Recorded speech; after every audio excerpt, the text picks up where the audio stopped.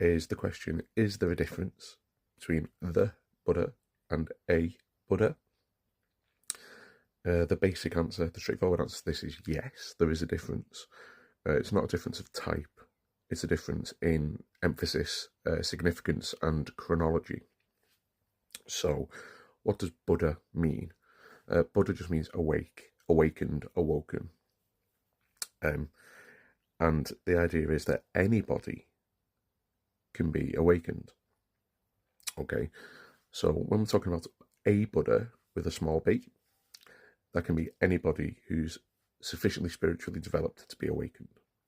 When we're talking about the Buddha, we are always talking about Siddhartha Gautama. Now, who was Siddhartha? He was the historical Buddha, and what that means is that he's the first Buddha in this aeon. Now, in Buddhist cosmology, and there are infinite aeons, the universe is samsaric, it's cyclical, it comes and goes, which means that people come and go. There have been previous Buddhas, but we don't have access to them because they were from another aeon, they're so far away in space and time. So, what happens then is the Dharma in each aeon needs to be rediscovered by a new Buddha.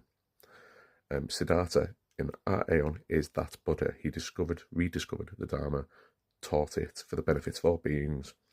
So when we refer to the Buddha, we're referring to the first one, the guy who started it all, Siddhartha. The other question that comes up a lot is, well, what about the Laughing Buddha? Very popular in China, very popular in Japan. So the Laughing Buddha is a guy known as Budai, which means cloth sack, and that is to do with the sack that he used to carry around his very few possessions. He's depicted as a big guy, big belly, always laughing, big bag with a couple of things in it. And his real name maybe is Hotei or Hotei, 10th century Chinese monk-ish, very famous, very well respected, worshipped basically in a lot of places. Was this guy a Buddha? Well, in the conventional sense, we wouldn't say he's the Buddha, okay? So we wouldn't get him confused with Siddhartha. But, it's a big but.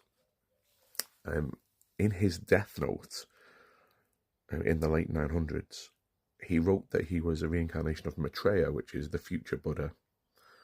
And so, what Mahayana schools especially think is that this guy was a bodhisattva. Now, bodhisattvas can be Buddhas, the Buddhas who've put off attaining final